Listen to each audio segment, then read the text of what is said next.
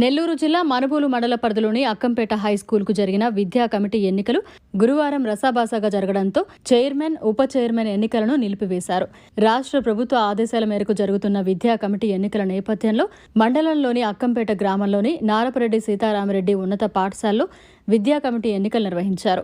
ఈ పాఠశాల నందు 3వ తరగతి నుంచి 10వ తరగతి వరకు మొత్తం 8 తరగతులకు సంబంధించి అన్ని తరగతుల్లో ప్రతి తరగతికి సంబంధించి 3 సభ్యులు విద్యా కమిటీ సభ్యులుగా ఏకాభిప్రాయం ఎంపిక చేయడం జరిగింది.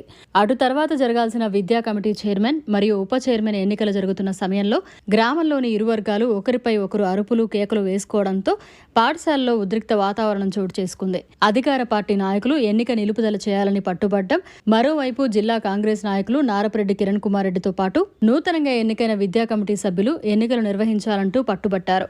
ఈ ఎన్నిక నిర్వహిస్తున్న ఇన్ఛార్జి ప్రధానోపాధ్యాయురాలు జీవదయామణి తనకు ఆరోగ్యం సహకరించడం లేదని, మరో ఉపాధ్యాయులు ఎన్నిక నిర్వహిస్తారని సభ్యులకు తెలపడంతో వారందరూ ఒప్పుకొని సంతకాలు పెట్టించుకున్నారు.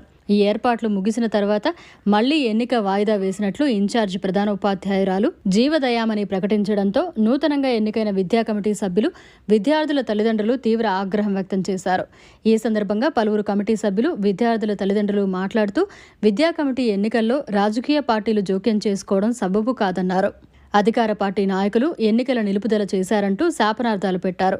ఎన్నికలు జరుగుతున్నాయని తల్లిదండ్రులు రావాలంటూ తమ పిల్లలతో చెప్పడంతో వచ్చామని, భోజనం కూడా చేయలేదని, ఎన్నికలు నిర్వహిస్తామంటూ చివరికి ఎన్నికలు నిలుపుదల చేయడం ఎంతవరకు న్యాయమంటూ ఆగ్రహం వ్యక్తం చేశారు. ఈ నాటకీయ పరిణామాల్లో ఇన్ఛార్జి ప్రధానోపాధ్యాయురాలు జీవదయామణి సొమ్మసిల్లి పడిపోవడంతో హుటాహుటిన 108 అంబులెన్స్ పిలిపించి చికిత్సా నిమిత్తం నెల్లూరు తరలించారు. మరోవైపు విద్యా కమిటీ ఎన్నికల నిలుపుదల అన్యాయమని నారపరెడ్డి కిరణ్ కుమార్ రెడ్డి విమర్శించారు.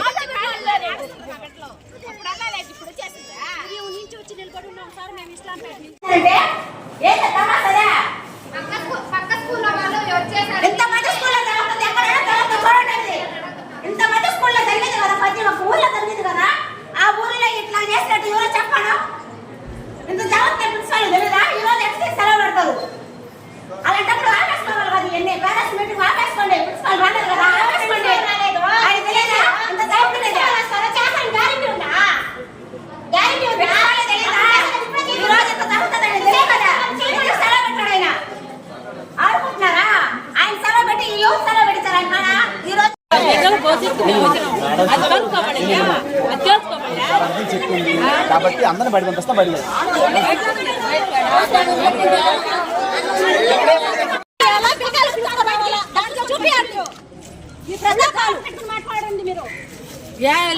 వాళ్ళని తోచుకొని పోతాడు పడే వాళ్ళు బతికిస్తున్నాడు.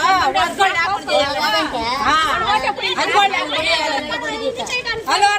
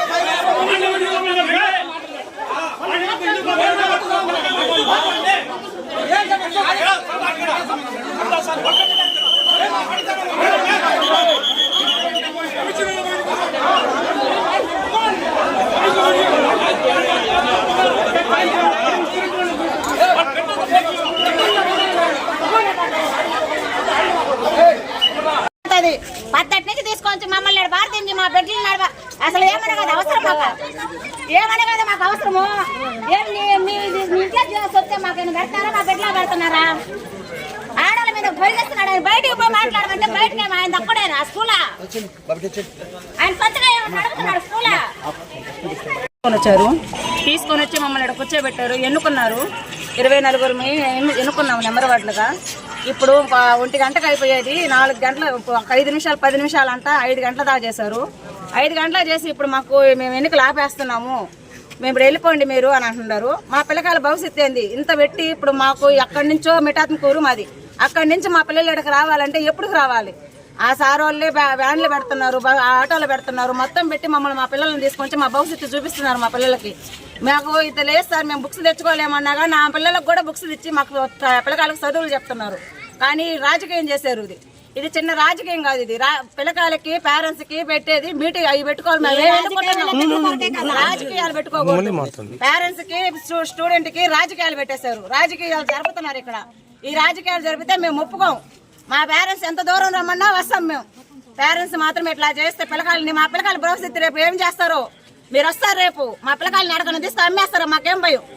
మాకు అనిల్ సార్ ఉండాలి, కిరణ్ కుమార్ సార్ ఉండాలి. మాకు ఆ సార్ ఉండి మమ్మల్ని మాది నియోజకవర్గం గూడూరు మండలము. మేము బిడ్డల భవిష్యత్తు కోసం ఇక్కడ కమిటీ వాళ్ళు మీటింగ్ పెట్టారు. మీటింగ్ కొరకు వచ్చాము. మేము ఎన్నుకున్నాము ఎన్నుకోలేదు అదంతా పక్కన పెట్టేస్తే ఎవరు బిడ్డల భవిష్యత్తు బాగు చేస్తున్నారా బాగు చేయలేదా దాన్ని ఒక్కసారి మీరు రాజకీయంలో మీరు గుర్తు పెట్టుకుంటే చాలు సార్. మాకు ఇంకేం అవసరం లేదు, మా బిడ్డల భవిష్యత్తే మాకు కావాలి.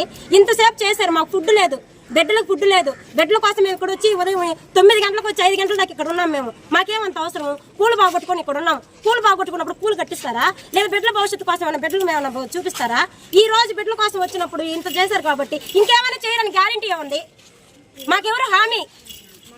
మా బిడ్డల భవిష్యత్తు, మా బిడ్డల కోసము, మా తల్లిదండ్రుల కోసము వ్యాపారం ఏమైనా చేస్తున్నారా? మా బిడ్డలకు చదువు గురించి ఏమైనా వ్యాపారం చేస్తున్నారా? పేరెంట్స్ కోసం ఏమైనా వ్యాపారం చేస్తున్నారా? వ్యాపారం పరంగా ఏమైనా పోతున్నారా? రాజకీయ పరంగా ఏమైనా పోతున్నారా? బిడ్డల కోసమే కదా అంతమంది పాటలు పడ్డా. బిడ్డల కోసం ఎందుకు ఈ రాజకీయం? రాజకీయం అనేది ఎవరి కోసం? ప్రజల కోసమే కదా. ప్రజల్ని బాధ పెడితే ఏమొస్తుంది రాజకీయానికి? మరిన్ని అప్డేట్స్ కోసం మన HN9 టీవీ ఛానల్ ని సబ్స్క్రైబ్ చేసుకోండి.